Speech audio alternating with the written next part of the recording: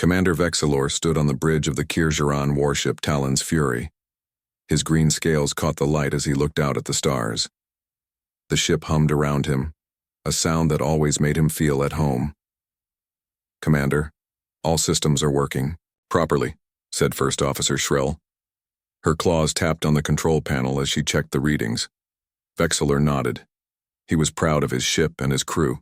The Kirjarans were the strongest species in the known galaxy. Everyone knew this. They had evolved on Kirjar, a planet so harsh that most aliens would die in minutes if they tried to visit. The crushing gravity, poison air, extreme heat, and cold and countless predators had made the Kirjarans tough. Their thick scales, powerful muscles, sharp claws, and quick reflexes helped them survive where others could not. For hundreds of years, the Kirjarans had built their empire among the stars.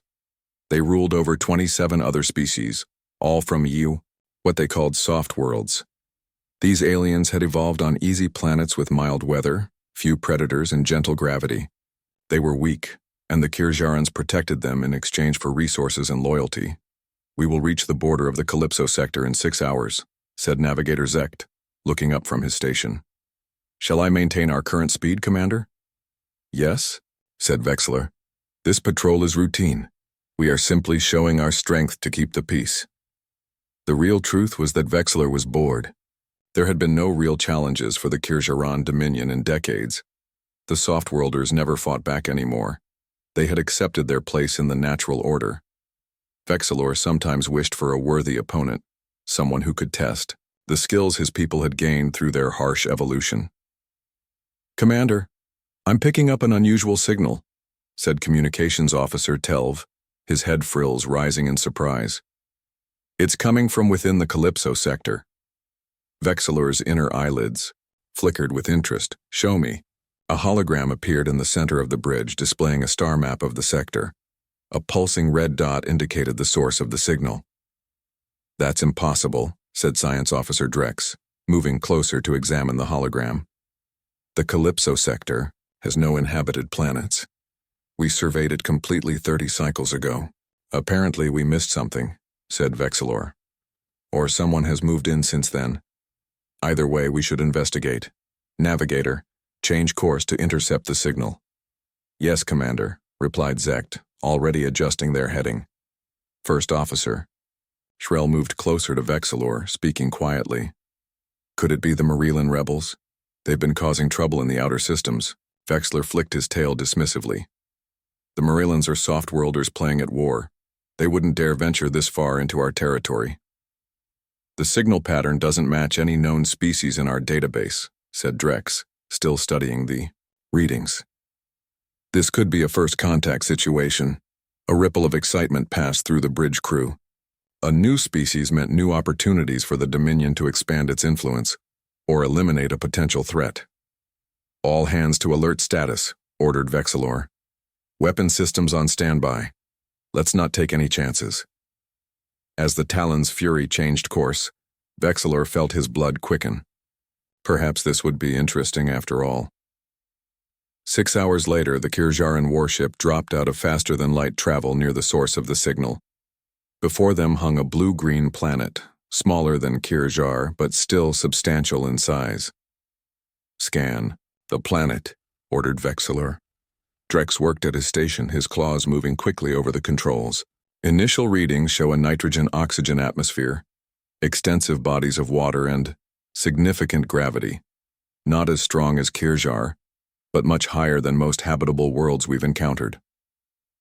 "Any signs of technology or civilization?" asked Vexilor. "Yes, Commander, I'm detecting artificial structures on the surface and—" Drex paused, his scales changing color slightly in surprise. "There's a small vessel in orbit around the planet. It appears to be a survey ship of some kind." "Show me," said Vexilor. The main view screen changed to display a sleek ship, much smaller than the Talon's Fury. Its design was unfamiliar, with smooth lines and what appeared to be minimal weapons. "The vessel is called Horizon, based on markings on its hull," reported Communications Officer Telv. "I'm detecting communications between the ship and a small team on the planet's surface." "Can you translate their language?" asked Vexlor. Working on it, Commander. Their communication patterns are complex but structured. The computer needs more time to analyze. Commander, interrupted Drex, his voice tense. According to my readings, the planet below has atmospheric toxins, radiation levels, and predator life forms that would classify it as a dangerous world. Not quite a death world like Kirjar, but close. Vexler's frills raised in interest. And yet these aliens are surviving there. Curious. They appear to be using protective equipment, said Drex, studying the sensor readings. But even so, the gravity alone would crush most soft-worlders we know. Open a channel to their ship, ordered Vexlor. Let's see what manner of creatures have entered our territory. After a few moments, Telv nodded. Channel open, Commander. Vexlor stepped forward. Attention, unknown vessel. This is Commander Vexlor of the Kirjaran Dominion warship Talon's Fury. You have entered territory claimed by the Dominion. Identify yourselves immediately. There was a pause before a response came through. The computer translated it into the Kirjaran language. This is Captain Ben Hudson of the Earth exploration vessel Horizon. We were unaware this sector was claimed. We are on a peaceful mission of scientific discovery. Earth? Repeated Vexlor. I am not familiar with your species or your world. We are humans, from the planet Earth in the Sol system. We have only recently developed faster-than-light travel and are exploring nearby sectors. We mean no intrusion or offense. Establish visual communication, Vexlor ordered Telv. The view screen shifted, and for the first time the Kirjarans saw a human. Captain Hudson appeared to be a soft-skinned creature with no scales, claws, or obvious natural defenses. He had a covering of short fur on the top of his head but was otherwise bare. Vexlor was unimpressed. These humans looked as weak as any, soft-worlder. Yet something about the way the human captain held himself gave Vexlor pause. There was no fear in those alien eyes. Captain Hudson, said Vexlor, recall your surface team immediately. You will then accompany us to the Kirjaran outpost at Veraka 4, where we will determine the appropriate response to your incursion. Hudson's expression remained calm. Our team will return to the ship shortly. However, I must inform you that we are not subject to Kirjaran authority. We would be happy to meet with your representatives as equals to establish diplomatic relations. Vexlor's frills flared in surprise at the human's boldness. No soft-worlder had ever dared speak to a Kirjaran commander as an equal. You misunderstand, human, Vexlor said. This is not a request. The Talon's Fury carries enough firepower to reduce your small vessel to atoms. You will comply. Hudson nodded slowly. I understand your position, Commander. However, there's something you should know about humans before you make threats. And what is that? Asked Vexlor, amused by the human's continued defiance. We come from what our galactic classification system calls a Class 13 death world. Earth makes most planets in this galaxy look like paradise, and we're very, very good at surviving. The bridge of the Talon's Fury went silent as the Kirjarans processed this claim. A Class 13 death world? Higher than Kirjar's Class 12 rating? It seemed impossible that these soft-looking creatures could evolve in such conditions. Vexlor's inner eyelids flickered rapidly as he reassessed the situation. If the human was telling the truth, this encounter had just become much more complicated and much more interesting.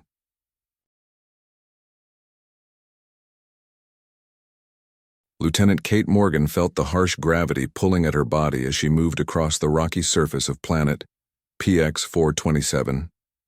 Even with her environmental suit's support systems, each step required effort. Sweat trickled down her back despite the cooling systems working at full capacity. How's everyone holding up? Kate asked through the communication system. She glanced at the other 4 members of her survey team spread out across the rocky clearing. All good, Lieutenant, replied Specialist Alan Wright. He was kneeling beside a rock formation taking samples. The gravity's a pain, but nothing we haven't handled before. Kate smiled inside her helmet. Earth humans had been exploring harsh planets for decades now. Their bodies, evolved on a high-gravity death world with extreme weather patterns and countless dangers, were uniquely suited for this work. These mineral readings are off the chart, said scientist Ella Johnson, examining her scanner. This planet might look rough, but it's a treasure trove of rare elements. That's why we're here, Kate responded. The Horizon picked up these readings from orbit, and Captain Hudson wants a full survey before we... She stopped mid-sentence as Alan called out excitedly, "Lieutenant, you need to see this." Kate made her way over to where Alan stood beside what appeared to be a large stone pillar, partially buried in the red soil. It was clearly not natural. Straight edges and regular patterns covered its visible surface. "This is artificial," Kate said, running her gloved hand over the strange symbols carved into the stone. "Someone was here before us." Dr. Greg Foster, the team's xenoarchaeologist, hurried over as quickly as the high gravity would allow. His eyes widened behind his helmet visor as he examined the pillar. "These markings, they're unlike anything in our database," he said. "This is an incredible find. We need to document everything and take samples." As the team gathered around the ancient artifact, their excitement was interrupted by an urgent message from the ship in orbit. "Survey team, this is Captain Hudson. We have a situation." The captain's voice was tense. "An unidentified vessel has just entered the system and is approaching rapidly. It's much larger than the Horizon. Return to the lander immediately." Kate didn't hesitate. "Understood, Captain. Team, pack up essential equipment only. We're leaving now." As the team rushed to gather their most important tools and samples, Kate took one last scan of the stone pillar. Whatever civilization had left this behind, they would have to wait. Right now, her priority was her team's safety. The 5 humans made their way back to their landing craft under the strain of the high gravity. Just as they reached it, a massive shadow passed overhead. Looking up, Kate saw an enormous ship descending through the clouds. It was at least 10 times the size of the Horizon, with a design unlike anything in the human fleet. "Move faster, people," Kate urged. "Let's get off this rock." Once aboard their lander, pilot Jake Rivera wasted no time initiating launch procedures. The small craft shuddered as it broke free from the planet's gravitational pull, accelerating toward the Horizon waiting in orbit. Kate watched through the viewport as the alien vessel took position near their mothership. Its hull was dark and covered in what appeared to be armor plating and weapon systems. "Captain, what's happening up there?" Kate asked over the comms. "We've been contacted by a species called the Kir'Jirans," Hudson replied. "They're claiming this sector as their territory. I'm attempting diplomatic dialogue, but they seem aggressive." The lander docked with the Horizon 15 minutes later. As Kate and her team decontaminated and removed their environmental suits, they could feel tension throughout the ship. Captain Ben Hudson met them in the corridor.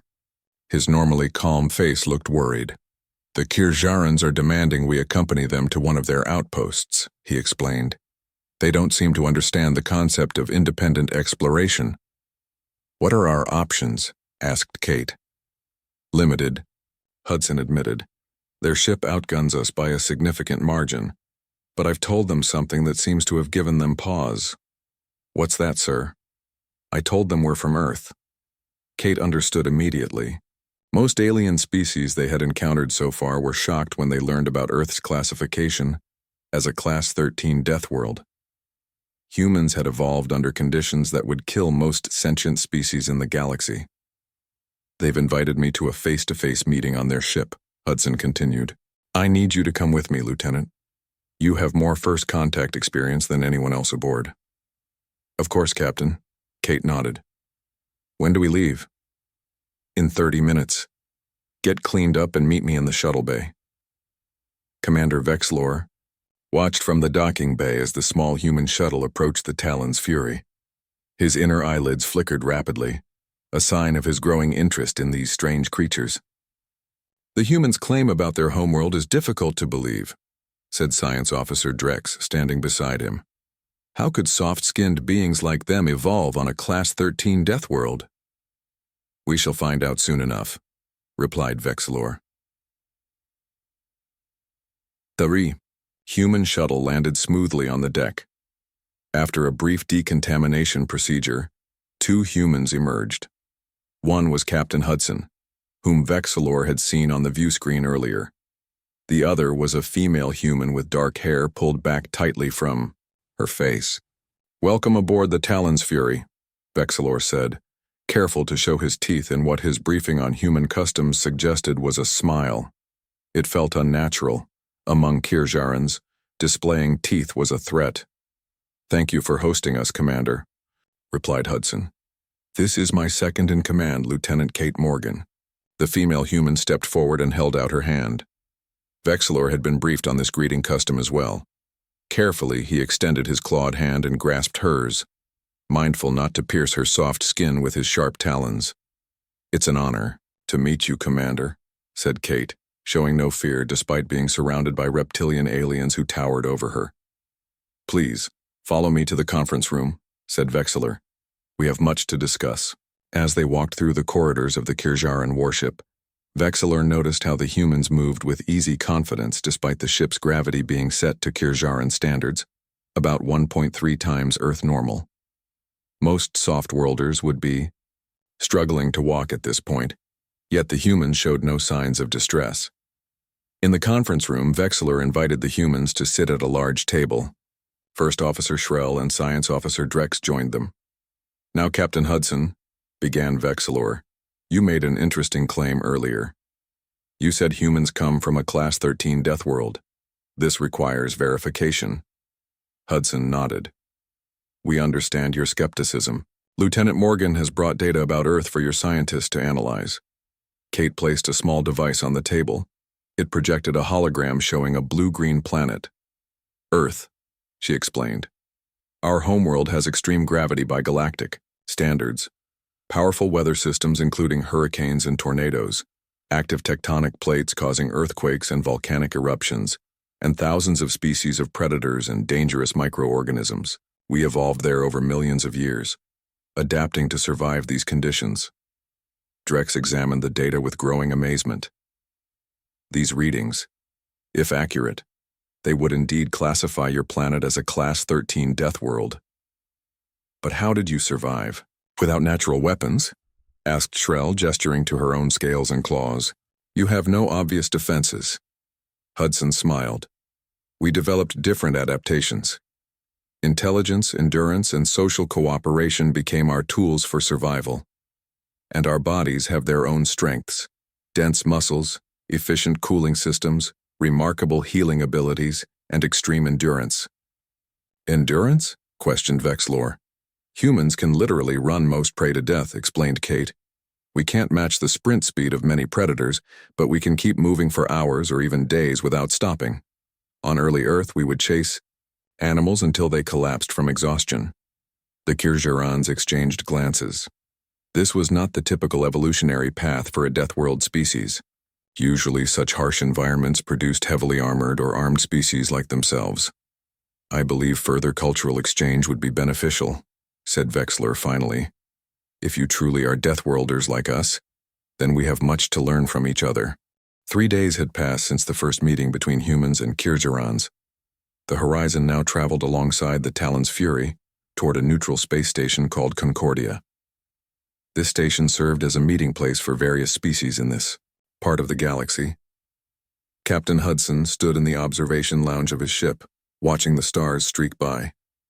Lieutenant Kate Morgan joined him, carrying 2 cups of coffee.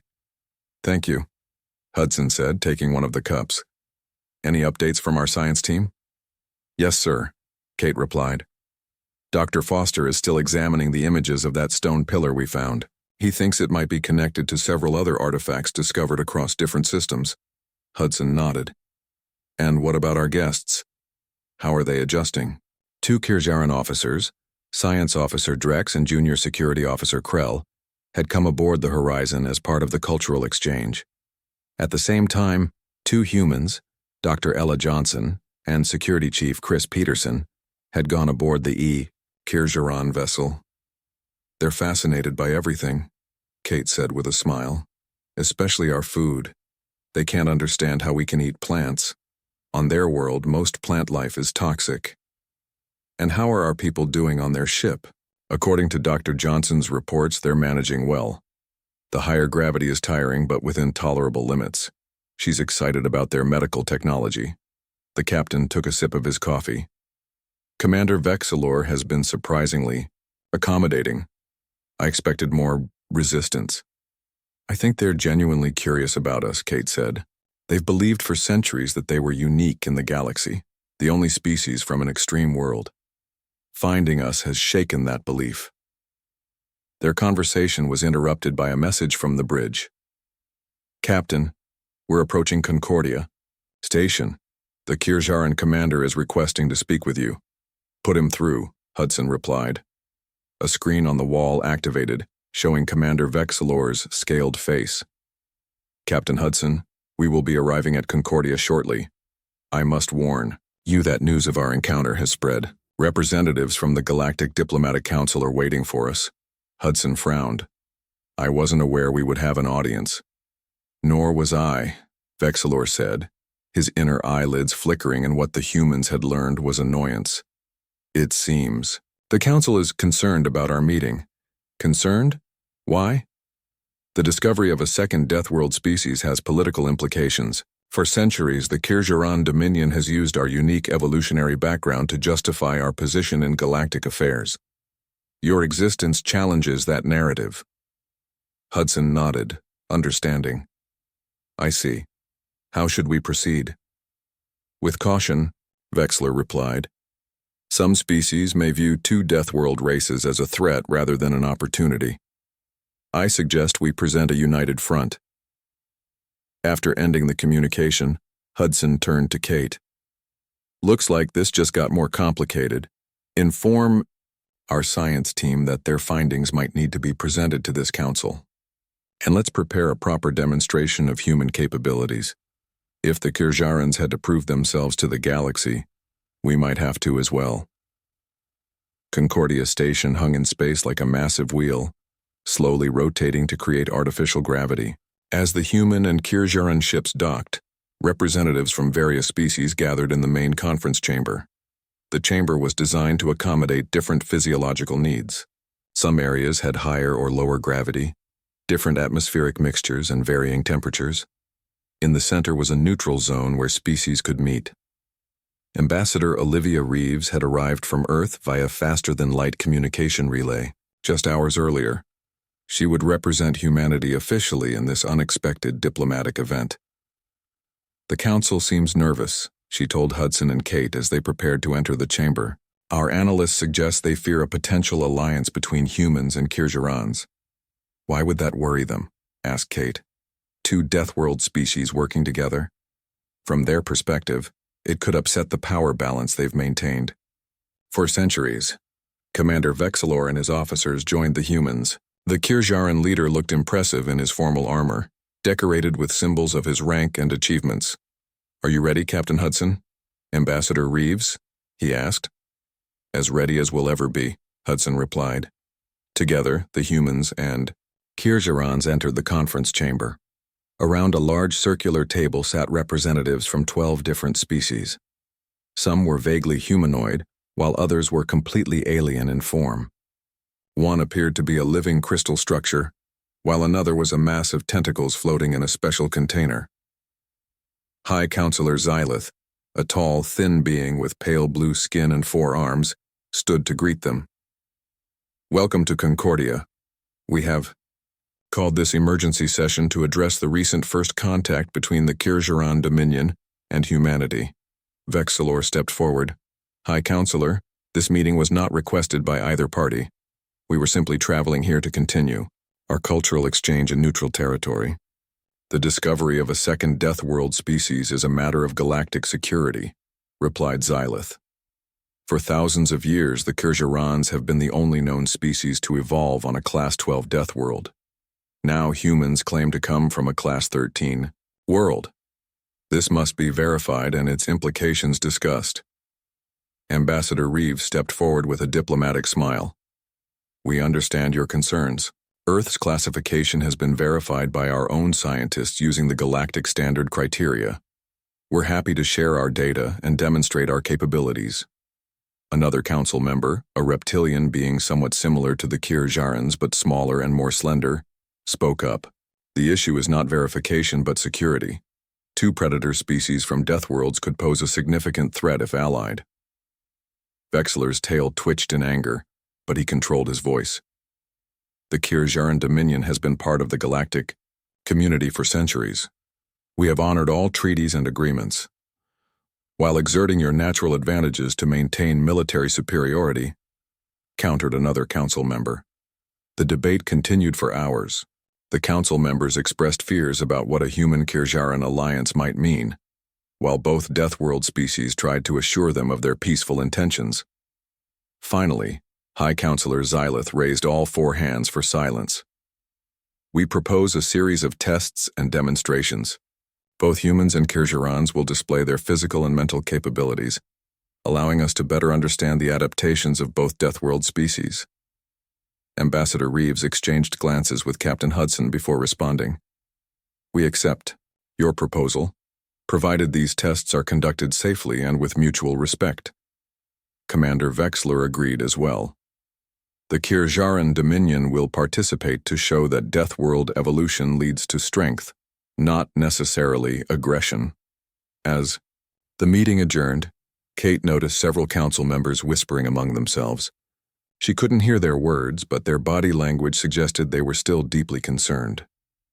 Later, in a private chamber assigned to the human delegation, Ambassador Reeves shared her thoughts.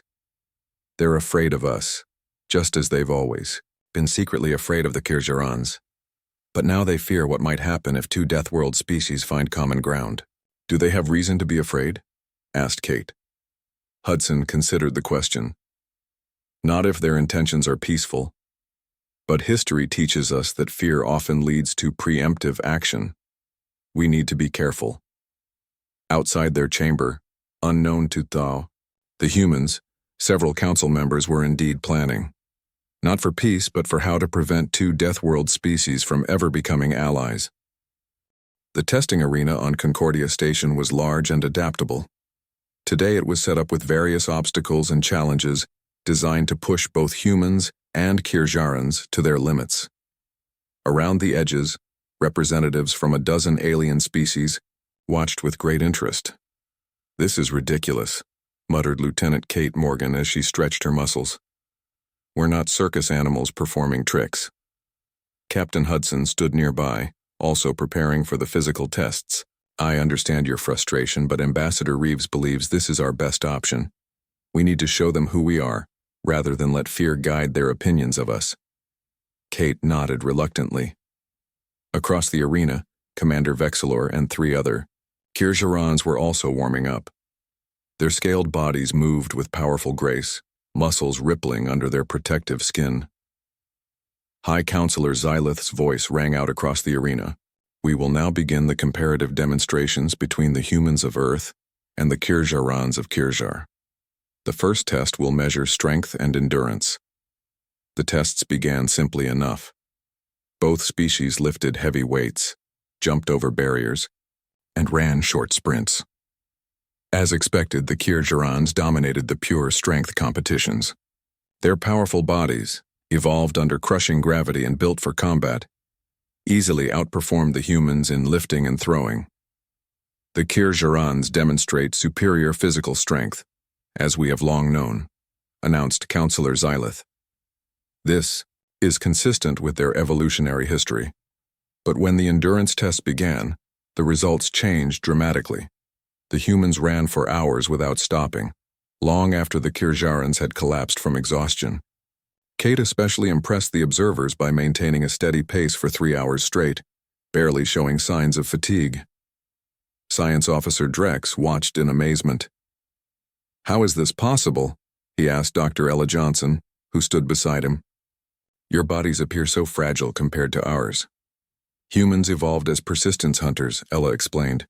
Our bodies are designed for long-term exertion rather than short bursts of extreme power. We have efficient cooling systems.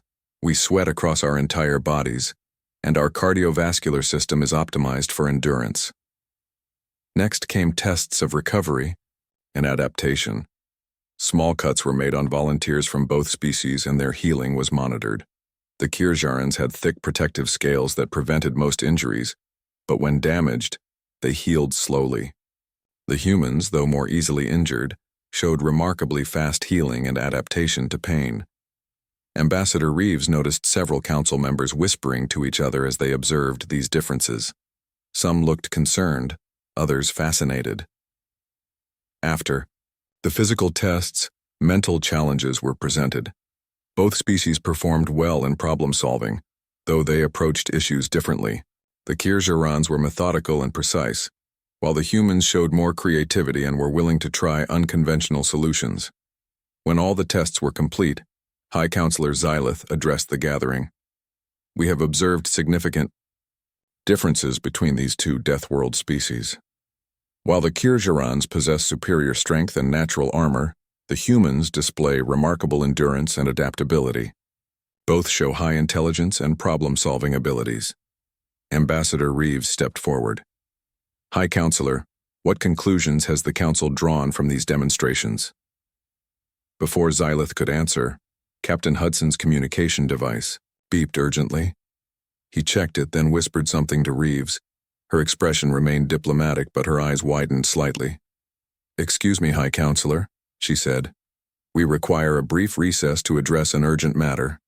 Once the human delegation was in a private room, Hudson explained the situation. Junior Lieutenant Ryan Garcia has been analyzing the data from the stone pillar we discovered on PX-427. He's found something significant. Ryan, a young officer with a talent for xenoarchaeology and pattern recognition, appeared on the screen. "Captain, Ambassador, the markings on that pillar match symbols found on 17 other worlds, including Earth and Kir'Jar. I compared them with ancient human cave paintings and with early Kir'Jaran artifacts that Commander Vexilor shared with us." "What are you suggesting?" asked Ambassador Reeves. "I believe both Earth and Kir'Jar were visited by the same ancient species. Moreover, Dr. Foster and I think these visitors may have deliberately influenced our evolutionary paths." Kate frowned. "Are you saying our evolution was engineered?" "Not completely engineered, but guided. Both Earth and Kir'Jar show evidence of unusual environmental shifts that accelerated evolution in specific directions. These changes don't follow natural patterns." Hudson looked troubled. "We need to share this with the Kir'Jarans immediately.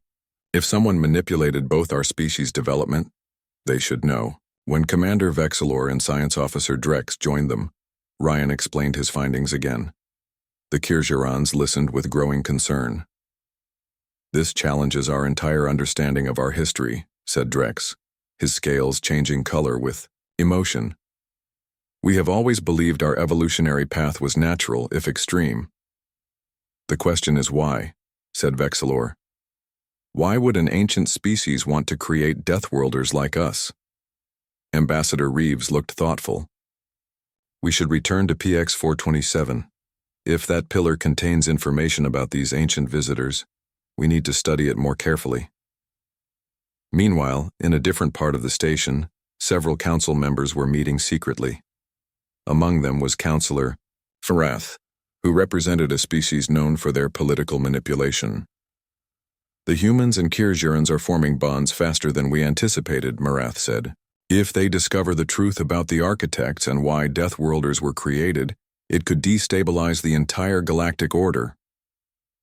Another counselor, a being made of crystalline structures, replied, "We must implement our contingency plan. The quarantine proposal must be presented at tomorrow's session. We cannot allow these two species to join forces." "And if they resist?" asked a third counselor. "Then we activate the beacons," said Marath grimly. "Better to face the consequences now on our terms than wait for the inevitable."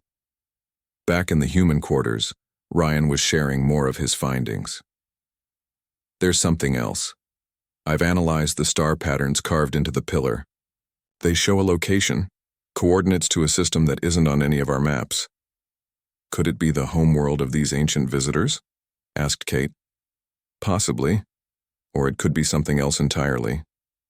Ryan hesitated. "There's also a time frame indicated. If my calculations are correct, it points to an event scheduled to occur within the next 100 years. Hudson and Vexilor exchanged looks. Something much bigger than their first contact was happening here. something that might explain why both their species had evolved to survive in the harshest conditions the galaxy had to offer. "Whatever the Council decides tomorrow," said Hudson, "I think we need to find out what's at those coordinates." Vexler nodded, his inner eyelids flickering. "Agreed. Both our peoples deserve to know the truth about our origins." What none of them realized was that the Council already knew that truth and had been hiding it for thousands of years. The next morning, tension filled the main council chamber on Concordia Station. Ambassador Olivia Reeves and Captain Hudson represented the humans, while Commander Vexilor and Science Officer Drex spoke for the Kirjarans. High Counselor Xylith called the session to order with all four of her hands raised for attention. After careful consideration of yesterday's demonstrations, the Galactic Council has reached a decision, Xylith announced. Due to the unpredictable nature of Deathworld species and the potential danger should they form an alliance, we propose a quarantine measure. "Quarantine?" Ambassador Reeves asked, keeping her voice calm despite her shock. "Please clarify what—" "You mean, High Counselor?" Counselor Marath stood, his gray skin almost shimmering under the chamber lights. "Both humans and Kirjarans would be restricted to their home systems, and a limited number of colony worlds. Neither species would be permitted to expand their territories or maintain large military forces outside their designated zones." Vexilor's tail lashed in anger, but he controlled his voice. "The Kirjaran Dominion has been a member of this council for centuries. We have honored all treaties and agreements. This proposal is an insult." "It is not personal, Commander," said the crystalline counselor. "It is a matter of galactic security." Captain Hudson stepped forward. "With respect, this seems like an extreme reaction to simple cultural exchange between our species. We've done nothing to threaten anyone." "Yet," said Marath, "but history teaches us caution. 1 Deathworld species was manageable. 2, potentially allied, presents an unacceptable risk." Ambassador Reeves was about to respond when Lieutenant Kate Morgan burst into the chamber, followed by Junior Lieutenant Ryan Garcia. Both looked like they had not slept. "Ambassador, Captain," Kate said urgently. "We need to show you something immediately." Hudson turned to the council. "We request a brief recess." Reluctantly, High Counselor Xylith agreed. Once in a private room, Ryan activated a holographic display showing complex calculations and ancient symbols. "We've been working all night on translations from that pillar," he explained. "Using comparative linguistics and with help from Drex's historical database, we've decoded more of the message." "And?" prompted Vexilor. "It's a warning," said Kate. "Those ancient visitors, the text calls them the architects, they didn't just influence our evolution for no reason. They were preparing for something." Ryan nodded. "According to this, the architects discovered that a hibernating species called the Devourers awakens approximately every 50,000 years to consume all advanced life in the galaxy." "That's hard to believe," said Ambassador Reeves. "There's more," Ryan continued. "The coordinates I found don't lead to the architect's homeworld. They lead to the first hibernation pod of these Devourers, which is scheduled to activate within the next few decades." A heavy silence fell over the room. Finally, Vexilor spoke. "The architects created Deathworlders as weapons, species tough enough to fight these Devourers when they returned." "And the Council knows," said Drex suddenly, his scales changing to a dark color that indicated deep distress. "That's why they want us quarantined. They know about the Devourers, but instead of preparing to fight them, they want to sacrifice us." "That's a serious accusation," said Hudson. "But it makes sense," Kate pointed out. "They're not afraid of us forming an alliance against them. They're afraid we'll discover the truth and refuse to be sacrificed."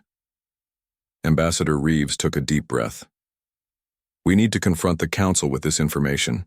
If this threat is real, the entire galaxy needs to prepare, not just Deathworlders." When they returned to the Council chamber, Ryan presented their findings. As he explained about the architects and the Devourers, several Council members looked uncomfortable, but others seemed unsurprised. "This is exactly why we propose the quarantine," said Counselor Marath when Ryan finished. "The cycle cannot be broken. The Devourers are too powerful. Our only hope is to direct them toward the Deathworld species, who might occupy them long enough for the rest of us to hide. You would sacrifice us? Vexilor growled, barely containing his anger. It's what you were made for, the crystalline counselor replied coldly. The architects created you as weapons, as shields for the rest of us. Captain Hudson stepped forward, his face determined.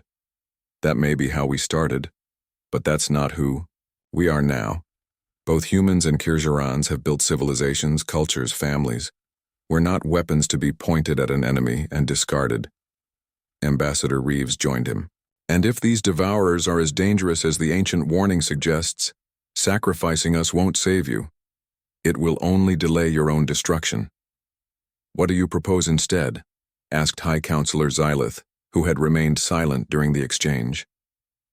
Alliance, said Vexilor firmly. Not just between humans and Kir'Jarans, but among all species willing to fight. We were evolved to survive harsh conditions.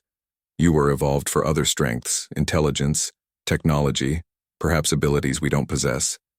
Together we might have a chance, added Kate. Divided, we'll certainly fall. The council chamber erupted in arguments. Some counselors supported the quarantine plan, while others were swayed by the call for unity. As the debate raged, Captain Hudson's communication device beeped with an urgent message. The horizon has detected unusual energy readings from the coordinates in the ancient message, he announced, his voice cutting through the noise. Something is activating. Now. All arguments stopped. High Counselor Xylith's four hands trembled, slightly. How long do we have? Weeks, maybe days, said Ryan after checking the data. The hibernation pod is awakening much earlier than predicted. Vexilor turned to Hudson. My ship is faster and better armed than yours. We should investigate immediately. Hudson nodded. I agree. A joint mission, humans and Kir'Jarans together. Ambassador Reeves addressed the council. You have a choice to make. Continue with your quarantine plan and face the devourers alone, or join with us and fight together. After a tense silence, High Counselor Xylith spoke. The quarantine proposal is suspended. We will need time to consider a unified response to this threat. As they left the chamber, Kate walked alongside Vexilor. So, it seems our species were created to be weapons after all. No, said Vexilor firmly. We were created to be survivors. There's a difference. Captain Hudson joined them. The Talon's Fury can be ready to depart in 3 hours. We'll take a joint crew, the best of both, our species, and then, asked Kate. Then we find out what we're truly capable of, said Hudson. Not as weapons, but as people fighting for our right to exist. Behind them, aboard both the human and Kir'Jaran vessels, crews began preparations for the mission. 2 species once, strangers who had thought themselves unique in the galaxy, now united by a common purpose. The Devourers were awakening, but this time, the galaxy would not face them unprepared. This time, the Deathworlders would stand together.